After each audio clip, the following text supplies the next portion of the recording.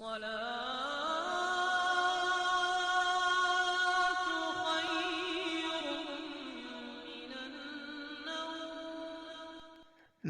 السلام علیکم ورحمۃ اللہ وبرکاتہ۔ بسم اللہ الرحمن الرحیم۔ ناظرین، امید ہے آپ لوگ خیریت سے ہوں گے۔ اللہ تعالیٰ سب کو اپنے حفظ و امان میں رکھے۔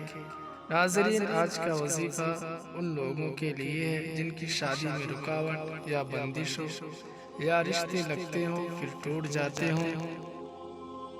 ان کے لیے بہت ہی چھوٹا سا قرآنی وظیفہ ہے، زیادہ وقت بھی نہیں لگے گا اور وہ آسانی سے کر سکتے ہیں، اور یہ بہت ہی طاقتور عمل ہے۔ اس کو لڑکا لڑکی کوئی بھی آسانی سے کر سکتا ہے۔ صرف نماز کی پابندی لازمی کریں، انشاءاللہ پھر اس کی برکت دیکھیں۔ کسی ڈھونگی بابا یا پیر کی بات میں نہ آئے، اپنا جسمانی اور روحانی علاج قرآن و حدیث سے کریں۔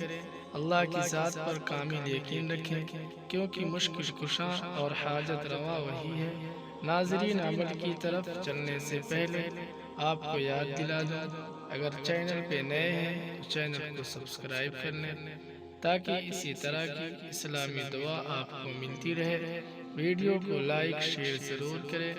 چلتے ہیں دعا کی طرف۔ آپ رات کو سونے سے پہلے باوضو ہو کر قبلہ کی طرف رخ کر کے بیٹھ جائیں۔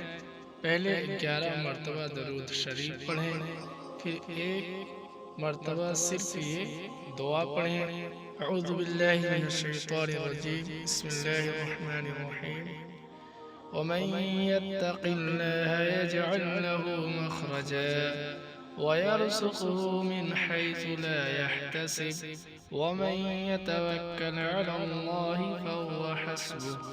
یہ سورہ طلاق 28ویں پارے میں ہے، اس کی یہ تیسری نمبر آیت ہے۔